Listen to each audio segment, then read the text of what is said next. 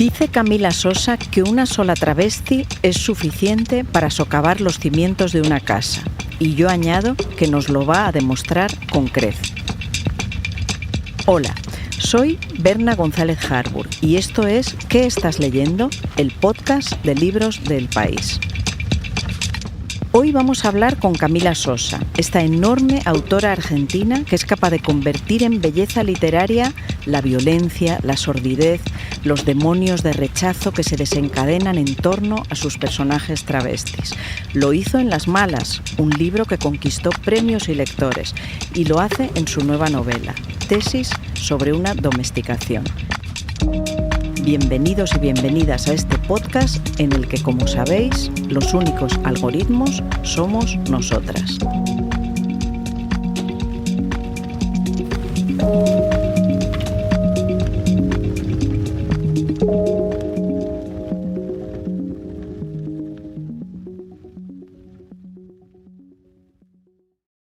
Hola Camila. Hola, ¿cómo te va? ¿Qué tal? ¡Mua! Bueno, ¡Mua! ¿has visto esta placa? Estamos, no sé si lo conocías, el lugar en el que se rinde homenaje a Cristina Ortiz, la Veneno, porque este es el parque donde se prostituía ella, muchos transexuales.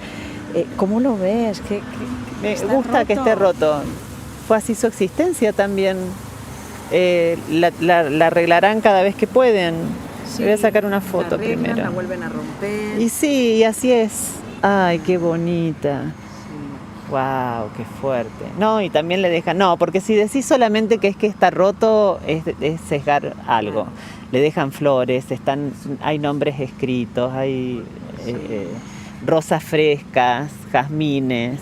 Además, Ahí hay amor. Yo estuve hace 2 o 3 días y no tenía estas flores ni estos banderines. ¿Ah, no? O sea que no.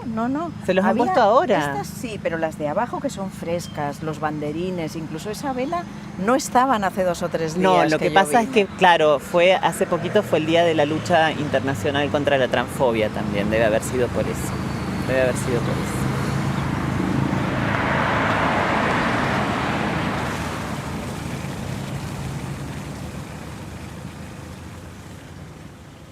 Bueno, Camila, en Las Malas abordaste la violencia que puede rodear a las travestis más callejeras, más golpeadas por la pobreza, por la exclusión, y en esta nueva novela eliges a una mujer exitosa, actriz reconocida, que aparentemente ha abandonado esos márgenes y sin embargo parece que siempre les acecha el rechazo, la marginación. Sí, mira, en Las Malas la violencia no es el tema central, era una cuestión de honestidad, de verdad. No podía no hablar de la violencia, era el tema inevitable si se quiere, pero el tema vertebral de la novela me parece que es la tía Encarna y ese encuentro completamente inesperado con un bebé abandonado que modifica por completo un tipo de manada, un tipo de existencia. Es como si hubieran puesto a un fotógrafo en un paisaje salvaje a observar a los babuinos, ¿entendés?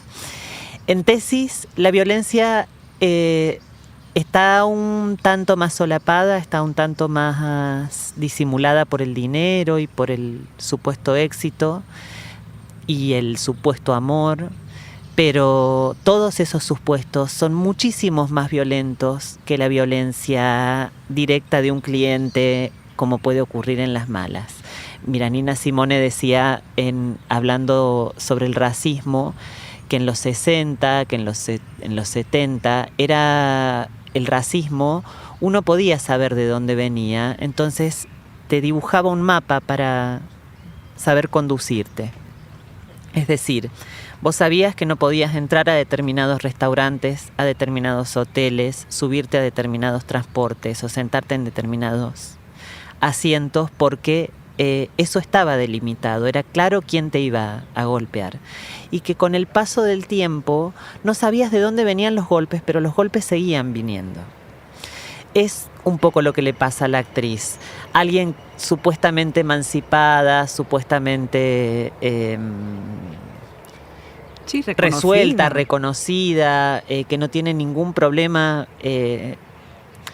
como los tienen en general la población trans travesti en Latinoamérica, y sin embargo su vida es de una absoluta violencia, y ella incluso es violenta.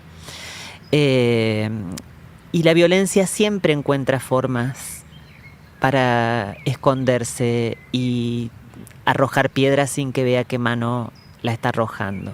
Sí, es una mirada diferente, pero que nos lleva también a ese territorio que expusiste en Las Malas, ¿no? Desde otra clase social, desde otro punto de vista. Está la violencia y está el deseo. Y hay también, yo percibo un choque de deseos. Está el deseo propio, el deseo ajeno, el deseo dentro del matrimonio, el deseo fuera del matrimonio, el deseo después de la maternidad. ¿Es posible conciliar todos los deseos? ¿Nos puede redimir alguna vez el deseo? Yo creo que el tema es que el deseo no se puede subjetivar. No podemos pensarlo como si podríamos pensar, por ejemplo, conciliar una economía con otra, es decir, tu economía con la de tu marido o la de tu esposa, etc. El deseo es como un aceite en el que no cabe ninguna lectura. Sucede o no sucede y es a pesar tuyo, ¿no?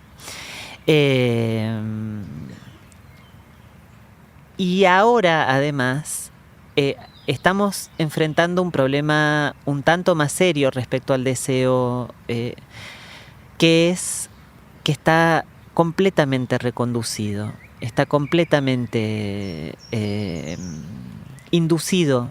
Entonces te dicen, bueno, desear el amor, desear progresar, desear el trabajo, desear las vacaciones, desear un vestido, desear un perfume. Son deseos que te está imponiendo alguien. Que alguien, bueno, supongo que es el capitalismo. Supongo que es este nuevo capitalismo que una filósofa trans acertó en llamar capitalismo gore. Uh-huh.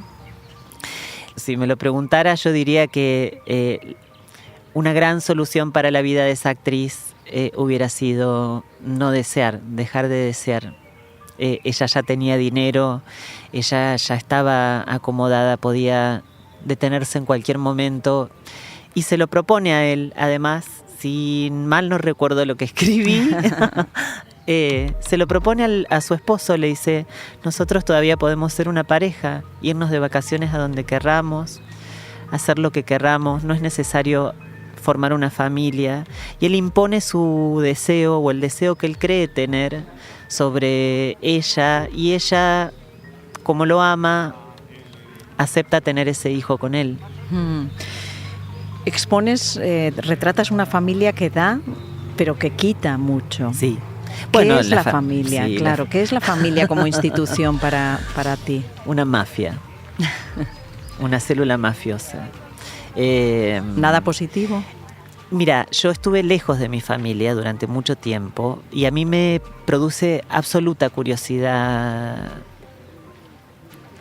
esa célula. ¿Qué tipo de... ¿Quién tiene el poder? ¿Quién da las órdenes? ¿Quién manipula? ¿Quién está subordinado? ¿Quién está en peligro dentro de una familia? En Argentina, en Latinoamérica, por ejemplo, creo que es, si no me equivoco, creo que es el 70% de las violaciones a las infancias ocurren dentro de las familias. El lugar más peligroso para una mujer es dentro de la familia. Sus golpeadores, sus asesinos, son sus novios, son sus esposos, son sus maridos. Abusan los tíos, abusan los abuelos, abusan los amigos del padre, ¿entendés? Entonces, como estructura de la sociedad occidental, yo creo que habría que revisar por completo ese término y, si es necesario, ponerle una bomba dentro y ver de qué otra forma se hacen familias, si es que es posible hacer familias. Con las malas decían mucho esto de la familia elegida, la familia que se elige, etcétera, y yo me peleaba bastante cuando se decía eso, porque me daba la sensación de que lo que ellas eran era una manada o una especie de alianza frente a un enemigo. Esto habla de una conciencia, no quiero decir conciencia de clase porque me parece un término que ya es absolutamente perimido, pero digamos que ellas tienen conciencia de quiénes son y saben que unidas son mucho mejor que el tipo que las viene a maltratar o que el policía que viene a pedirles una coima, no sé cómo se dice en España, un soborno, ¿entendés? Pero sí me parece que es absolutamente necesario ponerse un poco radicales en torno a qué está pasando con las familias. Yo supongo que en España, por lo que nos llega, debe ser también un lugar peligroso para las mujeres y para las infancias. Bueno, mira, acabamos de estar en la placa de La Veneno, de Cristina Ortiz, y hemos visto cómo ha sido vandalizada nuevamente. La ultraderecha está fuerte y creciendo en España, en Europa. Cada vez más. Exacto. Sí. Y en Argentina, te quiero preguntar, nosotros aquí tenemos miedo del avance de la ultraderecha, muchas personas.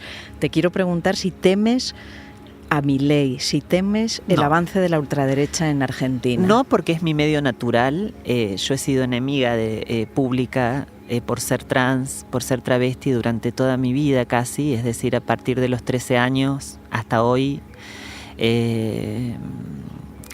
Ese ha sido mi medio, ¿cómo se dice? Mi manglar. Uh-huh. Ha sido mi lugar donde habitar. No le tengo miedo para nada. Yo creo, además, que los derechos se conquistan. Lo que sucede es que hay como un monopolio de la violencia y de la fuerza, y parece que la fuerza siempre la tuviera el fascismo y que nosotros fuéramos débiles frente a las armas y los escudos de la policía. Pero poné 3 millones de personas en la calle a manifestarse en contra del fascismo y vamos a ver qué relación de fuerza hay ahí. En Argentina nos ha costado muchísimo conseguir determinadas dignidades que estaban privadas, supongamos, para no hablar siempre de las travestis, de las mujeres, con la ley de la interrupción voluntaria del embarazo. Una ley que en algún momento se proponen anular. Uh-huh. Tiene además contubernio con las iglesias evangélicas, con las derechas más radicales. Y yo digo, bueno, ese es el estado natural del mundo. Lo decía Lorca en Oda Walt Whitman: agonía, agonía, fermento y sueño, este es el mundo, amigos. La vida no es buena. Si no, le preguntamos a un antílope en la sabana cómo le va cuando lo caza un leopardo. La naturaleza es esa y hay que saber dar contiendas. Yo soy una gran insufladora de al menos saber defenderse. Al menos si te van a violar, arrancale el ojo con las uñas. Tener idea de que no sos una persona débil frente a una maquinaria gigantesca que te puede oprimir. Todavía se puede salir de eso y hay que dar esa esperanza también. El miedo solo como un afecto paralizante hacia los países, porque además lo que sucede es que decimos, bueno, vos decís, en España tenemos miedo del fascismo, y hay muchísima gente que no está teniendo miedo del fascismo, que es fascista. En Argentina pasó exactamente lo mismo, es decir, sí hay una porción de la sociedad que prefiere otro tipo de mundo, pero hay una enormísima parte de la población que sí prefiere el fascismo. Las masas lo han preferido toda la vida. Claro, y hay antílopes y hay leopardos, como acabas de decir, ¿no? En un momento del libro de tesis, el niño que van a adoptar la protagonista y su marido, en la formación de esa familia de la que estábamos hablando, pregunta de repente, ¿qué quiere decir ser travesti?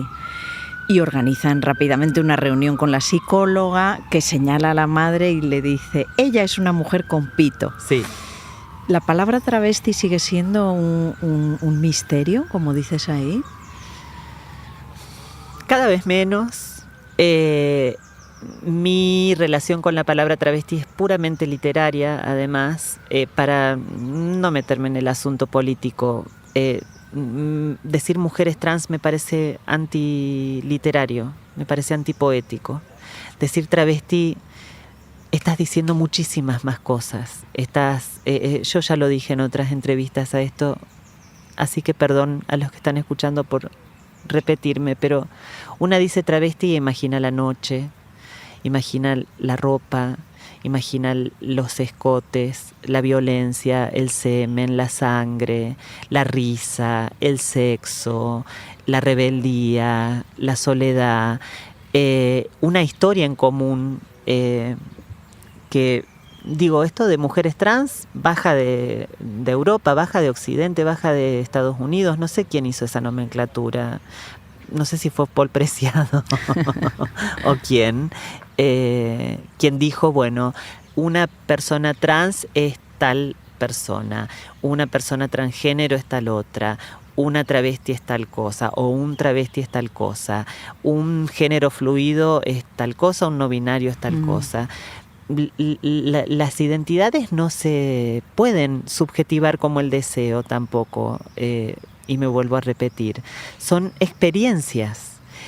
Yo para llegar a decirte esto, mira cuántos años tuve que vivir, cuántos años tuve que acumular experiencia para decir finalmente no, yo si me tengo que nombrar me nombro como una travesti, pero yo cuando era niña rezaba para amanecer con una vagina el otro día entre las piernas, porque no entendía, no había vocabulario para eso. ¿Me explico?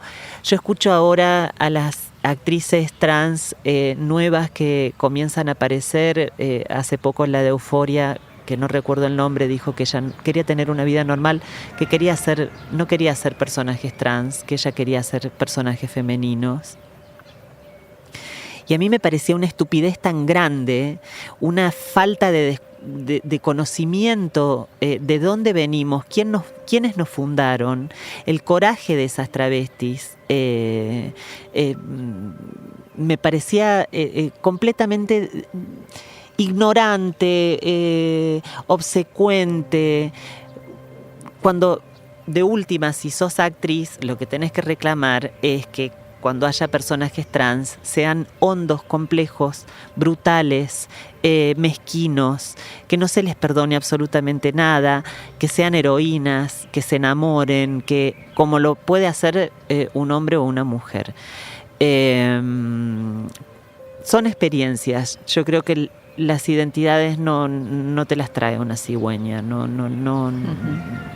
las hacen por arte de magia.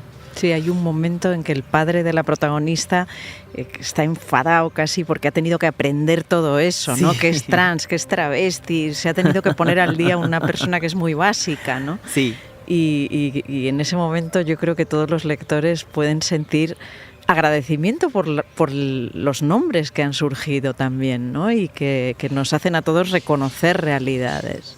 Sí, y además la corrección del lenguaje no puede venir desde lo correctivo, digo, desde la amonestación, que es algo que ha estado sucediendo, expresarse con violencia porque alguien no dijo todes en vez de y dijo todos, o alguien se equivocó y dijo los travestis en vez de las travestis. Nunca se hace una pregunta frente a eso, es decir, ¿por qué?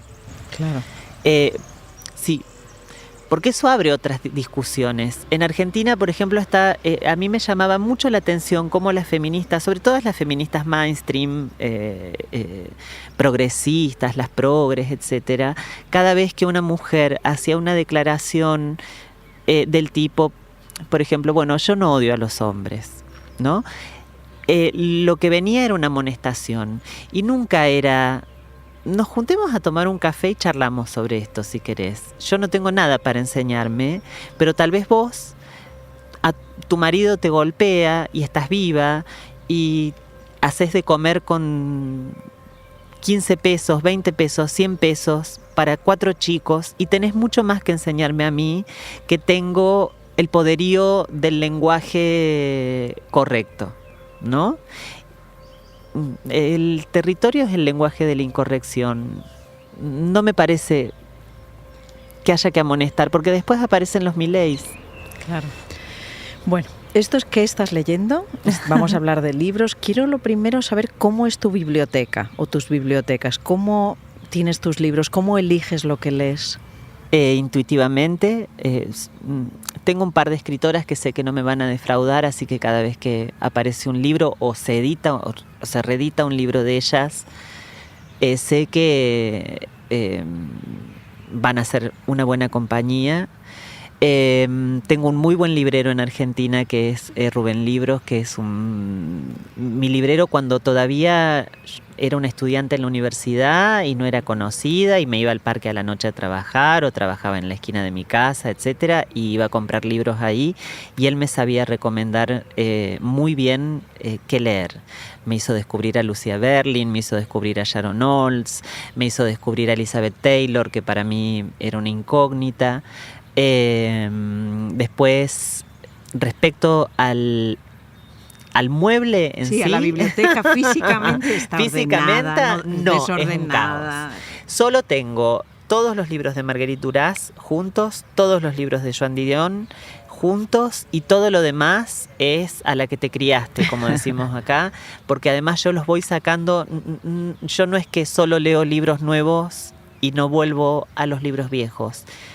Los libros que me gustan los puedo leer 30, 40 veces y no me canso, como me pasa lo mismo con las películas. Yo puedo volver a ver 1.000 millones de veces Rocco y sus hermanos y no me canso. Bueno, hablando de películas, y antes de seguir con los libros, este libro creo que también es un homenaje a Gina Rowlands, ¿no? Sí, sí lo es. Me sí encanta lo es, Gina sí Rowlands. Sí lo es. Sí. Ay, mira, qué bueno que lo viste. ¿Qué te llamó la atención de ella? Bueno, ella nos enseñó un poco a ser mujeres también. ¿Qué tipo de mujer ser? ¿O se podía ser? Una mina que fumaba, chupaba, era cultísima. Mira, y ella decía de Joan Didion que solo la podía leer si estaba de buen humor, si tenía un buen día, si tenía un mal día no la leía. Y un talento. Está entre el podio de mis actrices preferidas, junto con Ana Magnani y Annie Girardot. Yo creo que han sido como faros del cine, a las que les debemos mucho más que a los directores que las hicieron conocidas. Sí. Bueno, para citar una local, Carmen Maura me vuelve completamente loca de amor. En esa de Pedro Almodóvar, seguramente, de mujeres al borde de un ataque de nervios. A pesar de lo mucho que sufrió, o por las declaraciones que escuché. No, hay Carmela. Bueno, tu Biblia literaria creo que es El amante, concretamente, de Marguerite Duras. ¿Por qué? Mira, lo compré siendo muy joven, creo que debo haber tenido 20 años. Me parece que 20, 21 años, una cosa así. Estaba en una obra de teatro sobre Fahrenheit, la novela de... me sale Bradbury, ¿estoy equivocada? No. Creo que está bien. Sí. Es Bradbury. Y los actores recitaban de memoria libros que habían sido quemados. Y hacia el final, muy al final de un recorrido, porque era una obra inmersiva, se dice, estas obras de teatro que en verdad las detesto. Como estas experiencias de ir por un teatro y te llevaban, y había una actriz que recitaba el final del amante, esto del teléfono, y que ella lo escucha llorar por teléfono. Dije, wow, qué belleza, cómo está escrito, qué bonito. Esperé que terminara la función, esperé que saliera todo el público, que salieran los actores, y le pregunté a la actriz que lo recitaba qué libro era, y me dijo, es El amante de Marguerite Duras. Y lo fui a comprar juntando las moneditas que una prostituta de mi edad en ese momento podía tener. Y cuando lo leí me enfrenté a un tipo de literatura completamente desconcertante, completamente nueva, elíptica, como una poesía larga. El tema me fascinó. Después, por lo general, si me gusta una autora, trato de leer todo lo que escribe. Trato de investigar además de dónde viene, quién es. Eso como curiosidad mía, propia. Y descubrí que había tenido que ver con su juventud, con su adolescencia, y me volví completamente loca de amor. Completamente loca de amor. Me parece una de las mentes más brillantes que hubo en Europa, sin dudas. También citas en la novela a Madame Bovary, la señora Sí. Dalloway, en función del relato, incluso a Carson McCullers. Sí. ¿Son referentes para ti? ¿Son importantes en la construcción de esa imagen del amor y de la mujer en el canon que hemos recibido? Carson McCullers, más que ninguna de las otras novelas, me aburre un poco más Virginia Woolf que Carson McCullers, esa es la verdad. Me cuesta más su literatura, es una cuestión personal. Carson McCullers me vuelve loca, me parece absolutamente genial. Me gusta más Carson McCullers. Bueno, voy a preguntarte por tus recomendaciones más ¡Ay, recientes. qué responsabilidad! Pero antes he pedido a una compañera que nos cuente a dónde le ha llevado tu libro. Vamos a escucharla.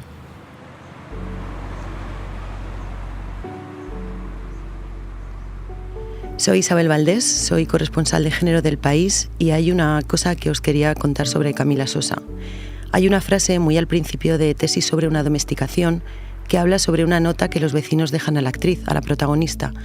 Unos vecinos estirados y ricos y encajados en una forma de ser muy concreta, que es la de quien cree que solo está bien ser de una forma muy concreta. Esa frase dice: la actriz leyó la nota en el baño y luego de hacer todo lo que hizo, se limpió el culo con ella. Me dio toda la risa cuando leí aquella parte porque me pareció que podría ser un resumen bastante acertado de la escritura de Sosa, como el epitafio de su obra. Una que se sale por cualquier lado por el que la mires, en el fondo y en la forma. Lo que hace Camila Sosa cuando escribe es precisamente lo que hace esa mujer de su último libro, pero con cualquier caja hermética en la que la hayan querido meter. Y han querido y quieren. Es mujer travesti, es latina, es nacida pobre, habiendo dejado de serlo. Claro que quieren meterla en cajas. La colocan en esos huecos que llaman de la disidencia, literatura de los márgenes, de las fronteras. Siempre me pregunto de los bordes de qué. Porque para que haya márgenes tiene que haber un centro. Y hablar de márgenes es asumir que lo hay y darle legitimidad. ¿Cuál es ese centro? ¿Y ha sido colocado por quién? De eso es de lo que ella ha salido y de lo que ha hecho salir su literatura y la realidad que cuenta incluso cuando hace ficción. Ha llevado al centro la pobreza, la oscuridad que tanta tuvo la vida de travestis y de trans y que tanta tiene, la familia que se elige para sobrevivir al odio y al arrinconamiento, el deseo y el amor, de quienes otros han dicho que no podían tener ninguno de los dos, la prostitución, la comunidad, lo burgués, la comodidad. La vida, cuando huele y cuando no, y cuando es pegajosa y cuando no, es lo que está en la escritura de Sosa, todo el tiempo. No tiene pudor por absolutamente nada. Eso es parte de la tremenda belleza con la que compone, es parte de su fuerza literaria y es su fuerza política. Y eso es lo que la hace universal, así le pese a los márgenes.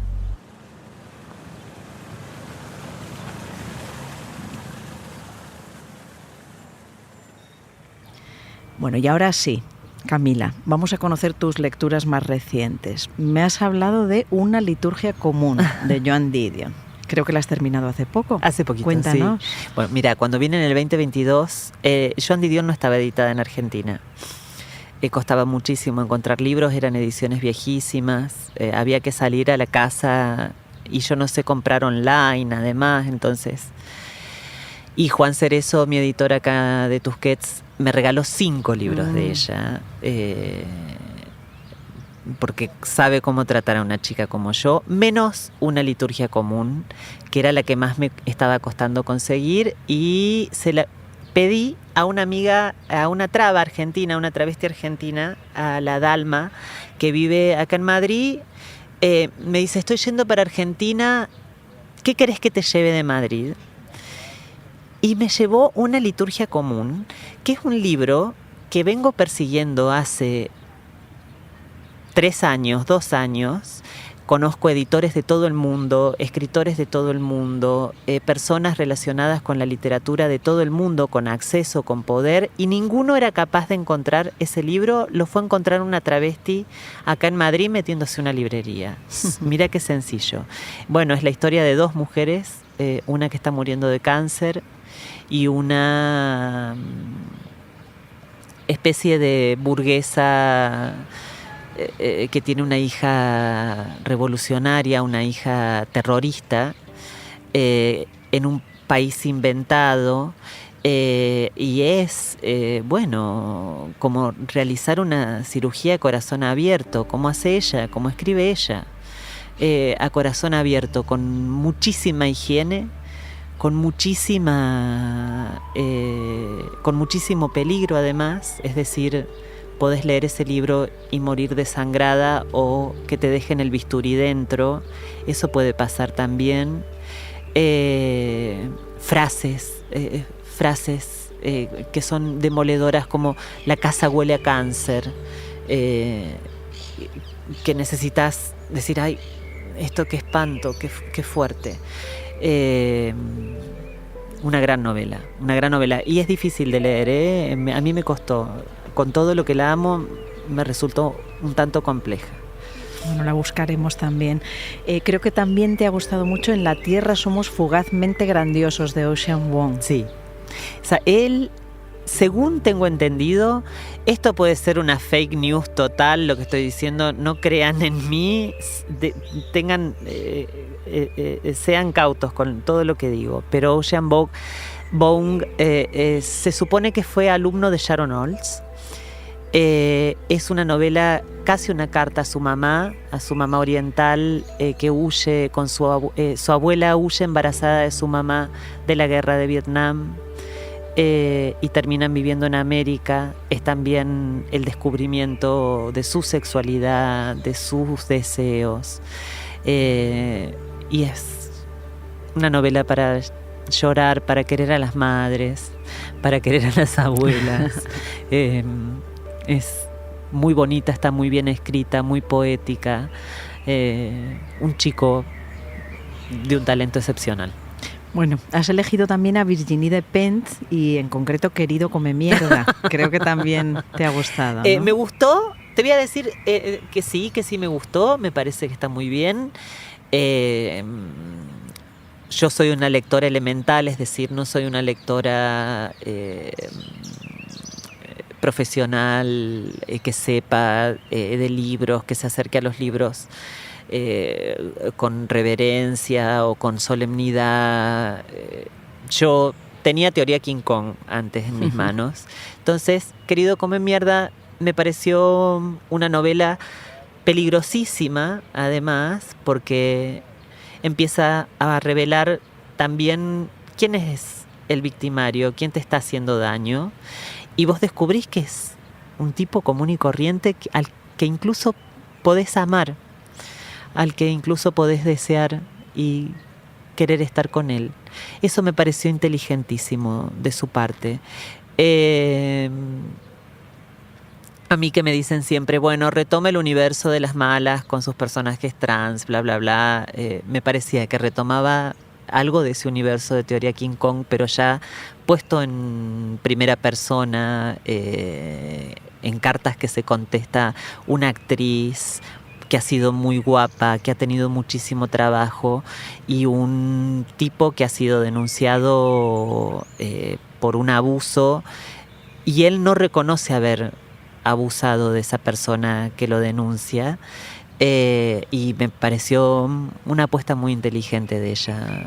A mí me cae muy bien, me cae muy bien ella como autora, me parece absolutamente necesaria. Está aportando mucho, ¿no? a la literatura. Sí. Bueno, y lo que estás explicando engarza con lo que dijiste antes, de que quien te hace daño muchas veces es a quien has amado o quien está cerca, ¿no? Sí, que tiene que ver con una escuela sentimental que nos hizo creer que el amor era bueno, claro, solamente, que el amor era un afecto que solo te podía hacer bien. En las consignas feministas en Argentina se habló muchísimo de si te duele no es amor.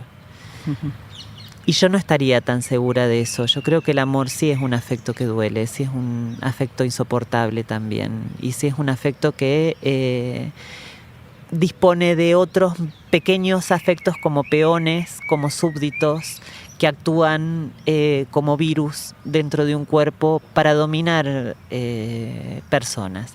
¿Qué es lo que finalmente le termina pasando a la actriz en Tesis sobre una domesticación? Sí. Bueno, y por último, ¿quieres recomendar Lorrie Moore, el que venías leyendo, creo, en el avión? Si este no es mi hogar, no tengo un hogar. Sí, ese es. Parece escrito dentro de 20 años. O, no, 50. Digamos 50.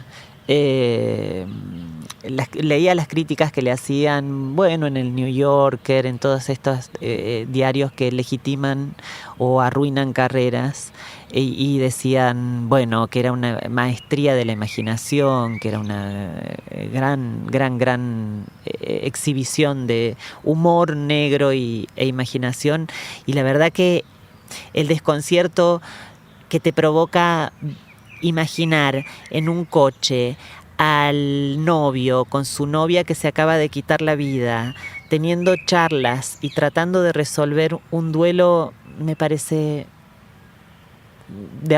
me parece de avanzada.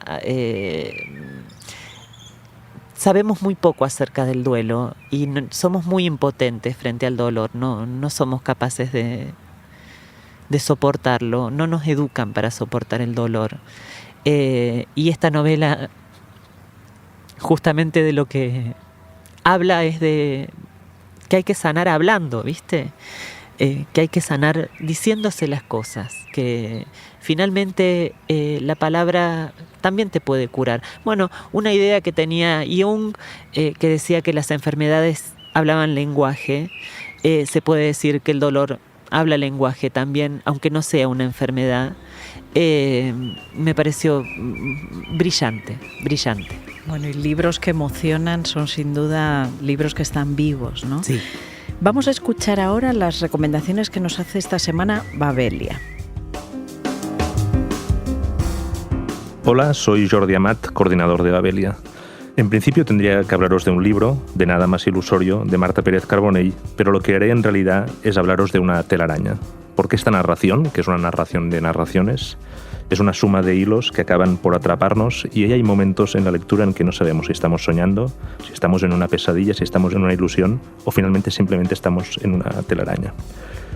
Puedes percibirlo desde la primera solapa, cuando sabes que esta autora, a la que probablemente no conozcas porque este es su primer libro, es especialista en literatura española, es profesora en Nueva York, especialista en la obra de Javier Marías.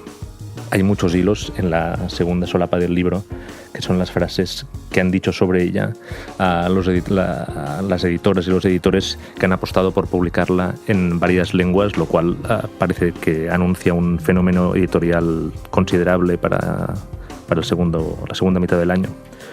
Pero lo que es de verdad una telaraña es lo que construye con palabras a lo largo del texto, y eso que sin darnos mucha cuenta asistimos al proceso a través del cual el destino nos sitúa en ámbitos que desconocemos, en vidas que ignoramos y que no sabemos si son realidad, si son ficción en la realidad de la novela. Y al final lo que vive Alicia, la protagonista, la conversación que mantiene en el tren atravesando el Reino Unido, nos acaba descubriendo que a veces el destino nos espera para descubrirnos aquello que es más auténtico de lo humano al entrar en contacto con el otro, que en lo inesperado te cuenta la esencia de su vida. Esa es la clave de Nada más ilusorio, que, como os decía, no sé si es un libro o es una telaraña. Bien, Camila, hemos escuchado tus recomendaciones, las que nos hace Babelia, y ahora para terminar me gusta siempre pediros un poema. En tu novela citas el romance de la luna llena de Lorca, pero no sé si te apetece ese o quieres algún otro verso. Te voy a decir otra cosa más lorquia. Para la Lorca hay que decirlo así, además. No hay que hablarlo como si fuera Argentina, que eso queda fatal. A ver qué puede ser. Me acostumbré a vivir muchos años fuera de mí, pensando en cosas que estaban muy lejos, y ahora que esas cosas ya no existen, sigo dando vueltas y vueltas por un sitio frío, buscando una salida que no he de encontrar nunca. Yo lo sabía todo, sabía que se había casado Y sin embargo, he estado esperando sus cartas con una ilusión llena de sollozos que aún a mí misma me asombraba.